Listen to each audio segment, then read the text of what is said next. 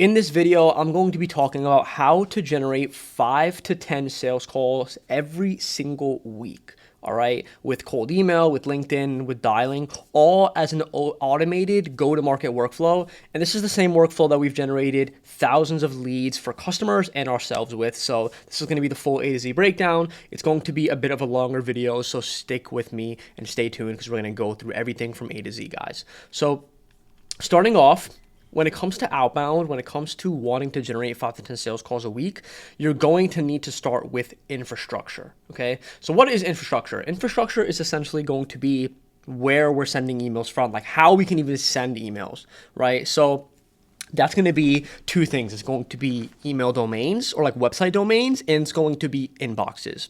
So what you're going to do is you have two options. You could either, number one, you can go with one of these three providers that are really good. I actually know the founders of all three of these, pretty well. It's Milkbox Mail or Mission Inbox or Scaled Mail. These are essentially like done for you infrastructure providers where they'll basically set up and manage all of the infrastructure for you so you don't have to do it.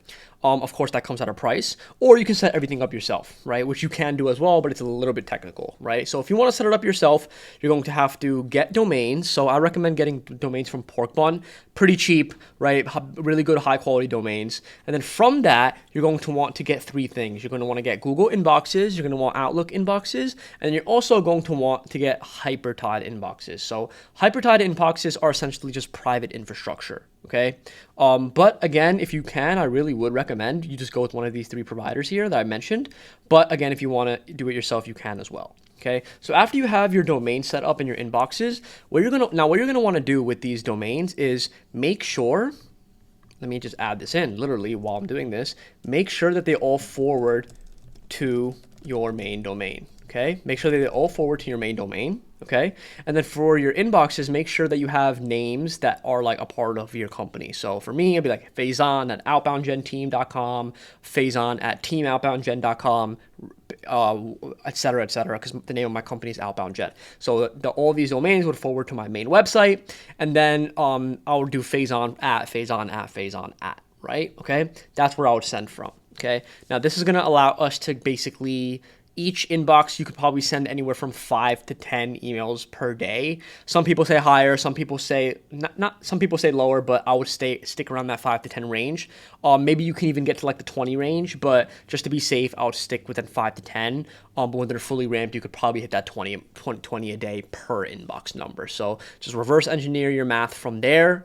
And then what you're going to want to do is you're going to want to connect all of these tools to Smart Lead or your sending tool, okay? So it could be either Smart Lead, it could be Instantly, it could be Lemlist, Email Bison, whatever sequencer that you guys want to use. There's so many sequencers out there, Mailshake, Quick Mail, all of these, but we use Smart Lead. But I know Email Bison is really good as well. I know Instantly is okay as well, and Lemlist too, okay? But that's essentially the infrastructure side of things, okay? I can go a lot more in depth, but I really want the whole video to be more about like how to get meetings out of the system. So if you want more content on deliverability infrastructure, you can look through my channel, or you could look through my LinkedIn page, my X page. Like I have other stuff on deliverability as well.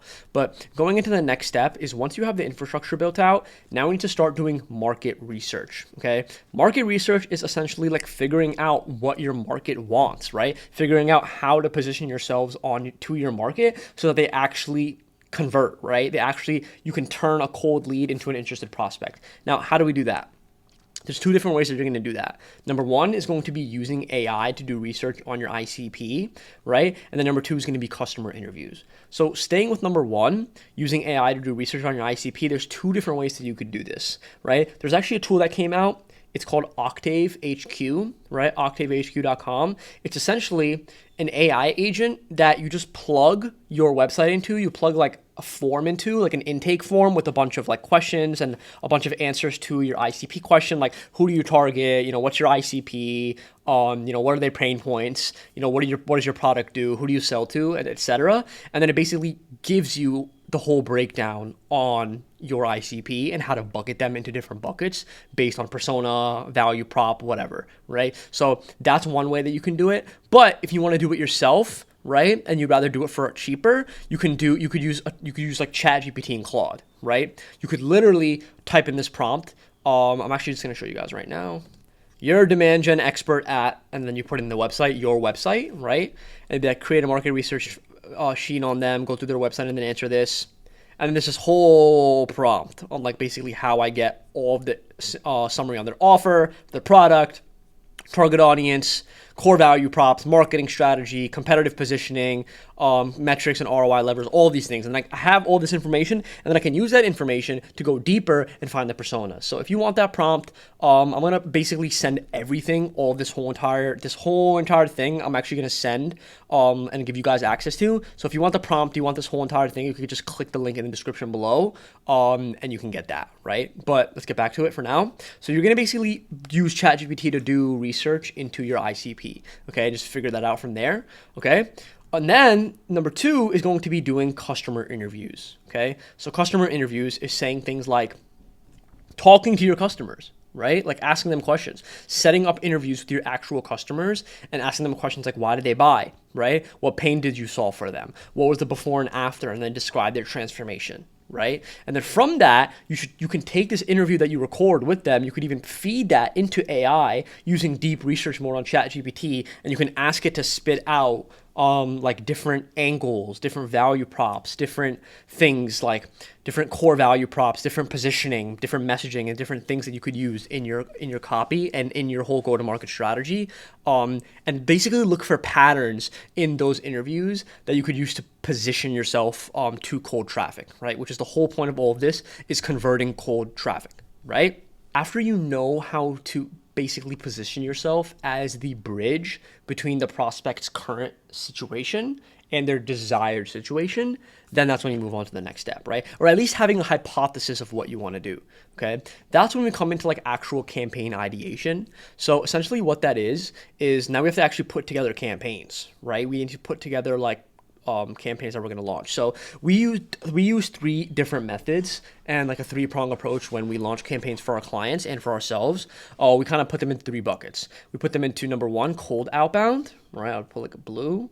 Cold outbound is just like classic cold to target personas, right? Like it's a classic cold outbound. You're going after your persona. You're trying to put together an offer, and you're trying to figure out what resonates with them, and you're sending them a message, right? It's cold email, cold call, whatever. And then you have signal-based outbound, which is like a little bit warmer, right? It's going to be like finding signals that are publicly facing and then like scraping those. So let's say like a company's hiring for a specific position. Let's say a company just newly hired for a specific position. Let's say they're recently funded or they're using a specific tech stack, right? This is like signal-based outreach that you can use, right?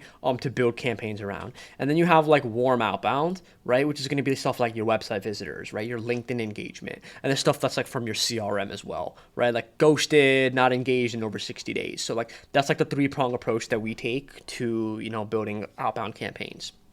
And then once that's completed, we now need to go to the most important part of the process, in my opinion, which is actually the copywriting side of things. Because in my opinion, I think people build the systems properly, they do the research properly, they put together this hypothesis, they know exactly what the pain points are and all of that, but then they don't know how to create messaging that actually gets responses from cold traffic, right? Now, there's a bunch of different ways to do this, but let me actually go bottom up, right? So first thing we talk about is like personalization. So these are like variables for Clay. These are things like job title, LinkedIn post reference, fundraised round, how many employees they have in X department, or like recent news. These are things that you could like allude to in your messaging. It's like one of the first lines. They used to call them like icebreakers or first lines, and these are pretty good.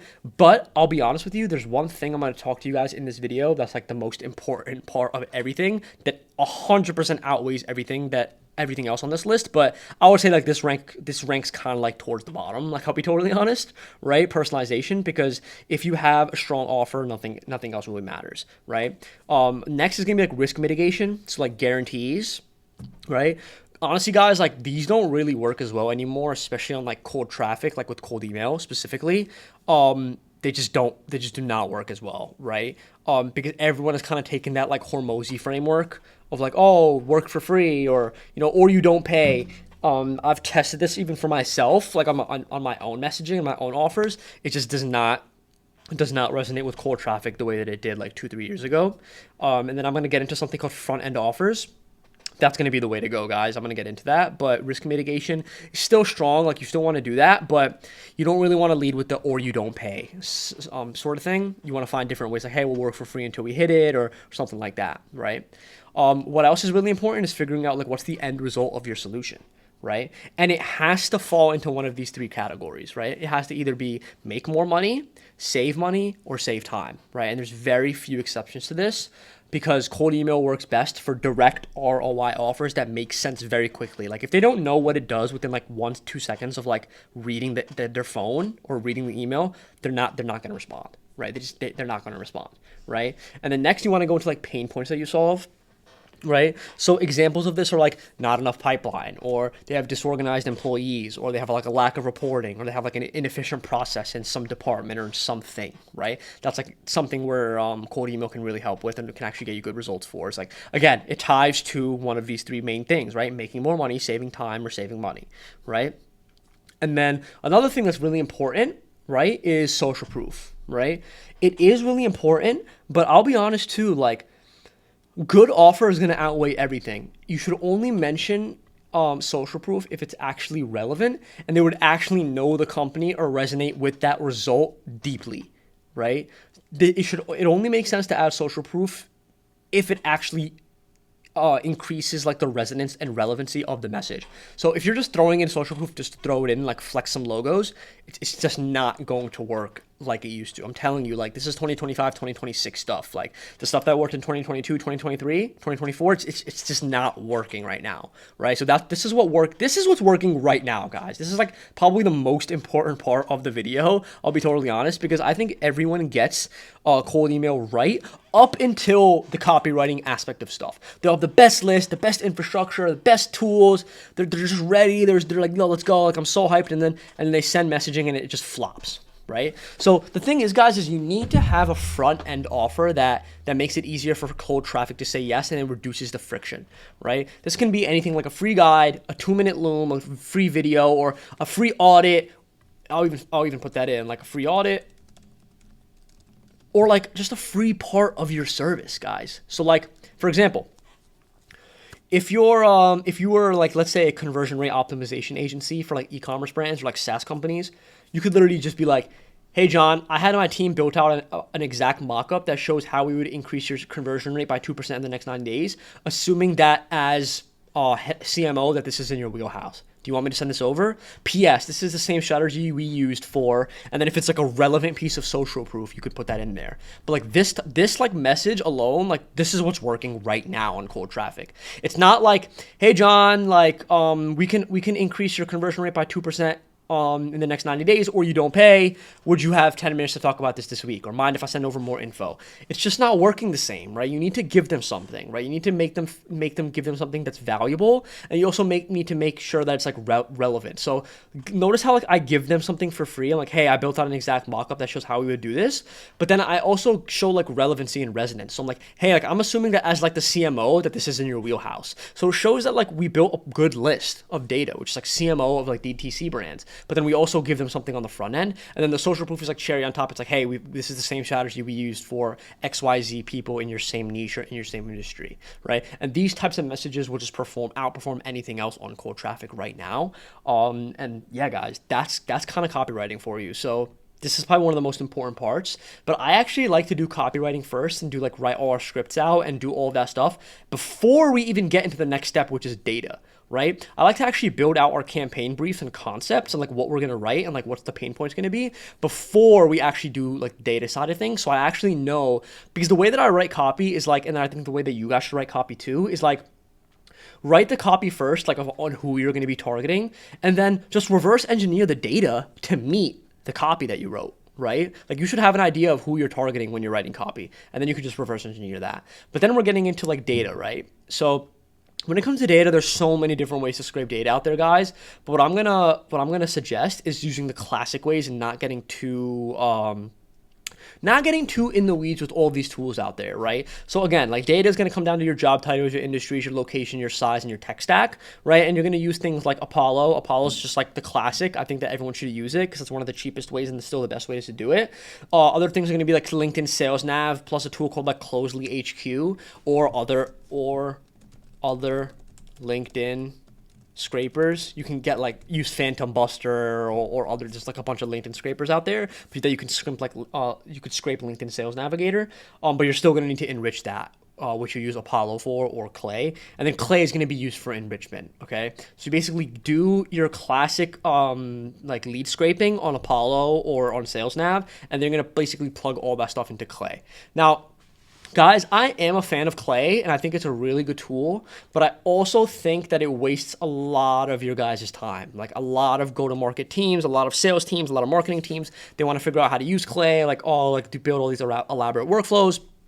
I think Clay is like really good for enriching data, but I don't think that the average person, or if you're just starting out or you just want to build this up from scratch, don't go down the rabbit hole of building these insane elaborate workflows on Clay. Just keep it simple, right? We use it to enrich our data. Enrich our data meaning like we use it for waterfall enrichment, meaning we want to squeeze the most we can out of lists. So if we have a list of like 1,000 people that we get from Sales Nav, maybe Apollo has like 50% of them. We'll use like other tools, like maybe Lead Magic, Prospeo, Find Email, or other tools, and we'll scrape more out of those lists, right? We'll be able to get more data out of that, and we'll enrich it. And then we use also, what we want to do after that is, you'll notice that out of everything that you scrape, you need to verify these, because you can't just send emails to people after you scrape them from Apollo or like all these other tools. You have to actually put them through a verification tool. We use Million Verifier. And then also for our catch-alls, we also want to use Enrichly to enrich all of our catch-alls, because we find that it actually makes a difference. Because think about it, you're putting in a little bit of extra effort to basically enrich leads that most people are not enriching. So that allows you to get into the inbox of people that a lot of people aren't getting into their inbox, right? So it's worth it to take that extra step, okay? Now, there's two different ways to do it. For your valid emails that you have valid, right, that actually come out valid, you actually you go and spin text your copy, and then you put them into your cold email campaign, right? But if you have emails that are still catch-all or invalid, right, then you can basically get phone number, right? And you could use Lead Magic API to do that. And then you can put them into like a cold call or LinkedIn connection campaign, right? So basically what this does is it allows us to go through all of the leads and make sure that all of the leads are being hit, right? Very, very important. So people are getting emailed, and if people who we don't have the emails for, we get their phone number. And if we can't get their phone number, we can put them in a LinkedIn connection campaign. So everyone is getting touched, okay? That's that, okay? Now, what happens after we launch our campaigns, right? Now we go into actual appointment settings, right? We have to convert those leads into opportunities, right? A lot of people think you just, launch these campaigns and now the work is done, but no, we've just started, right? Now we have to do appointment setting and like actually like get the meetings booked on the calendar. So how does this work, right? You get positive replies, right? Do you have a positive reply? Is it a no? Then you add it to do not contact, right? You don't want to be reaching out to do not contacts, because they're gonna just fry your deliverability and you're just gonna be in spam, right? So if someone says no, you just add them to your do not contact. You just do not reach out to them again. But if someone does positively respond, right, you're basically going to, what you're gonna do is you're gonna send that reply to Slack via webhook, right? And then what you can do is you can put that into Clay as well, and you can enrich that phone number of that lead. And then what you want to do is you want to have a setter, or you want to pick up the phone and you want to call that lead as soon as possible, like literally as soon as possible, okay? And then if they answer, right, yes, right? If they call, is the call booked? Yes, then you add them to your pre-call flow and you begin the sales process, right? But if they pick up the phone and they're no, it's not interested, then you add them to your do not contact. But if you get a positive response, you enrich the phone number, you call the lead, and they don't answer, then what you want to do is you want to create a deal stage in your CRM as interested or positive reply, and now you want to actually begin your lead conversion process, right? This is like where you actually get the results of cold email, and this is what a lot of people fail to do. So what you need to do is you need to connect with them on LinkedIn. You need to send them value follow-ups via the cold emails, like the channel that you have, like via email, and then you also want to call that lead 6 times a day, right? So every single day, you or the setter calls that lead 6 times a day, gets them booked on the calendar, right? Also sending value follow-ups, sending sales assets, sending them Loom videos, sending them value emails, right? Whatever, right? Just trying to get them booked on the calendar, and then connecting with them on LinkedIn and sending like a less than 45-second voice note, right? That works really well, okay? These 3 things are going to allow you to increase your conversion rates of appointments set, right? Now, if the call booked is yes, then you add to the pre-call flow and you begin the sales process. If the call booked is no, then it's not interested, and then you're going to add that to do not contact. And if the call booked is like a no answer, if after 5 to 7 days of you doing this, like all 3 of these things, they just do not answer, what you can do is you could add them to your long-term newsletter, which should be like, you should have like a master flow setup of like 20 or 30 emails, and you could put them into that sequence where they just get nurtured. And then after 30 to 45 days, you could just send them another cold email and start them in a new cold email campaign, or start this whole process from scratch. So guys, this is the whole entire process on how to book 5 to 10 sales calls a week. This is what we're using for ourselves and for our clients to book 5 to 10 calls every single week. And it's like literally what's working right now and what's going to keep working, because the strategies that have been working in 2024, 2023, they're not working today, guys. So if you want this, I'll add this in the link in the description below. You can click the first link in the description below to get this. But if you guys want to work with me and my team on building this system for you, you can click the second link in the description below. You can book a call with my team and we can talk about how we can potentially help you with this.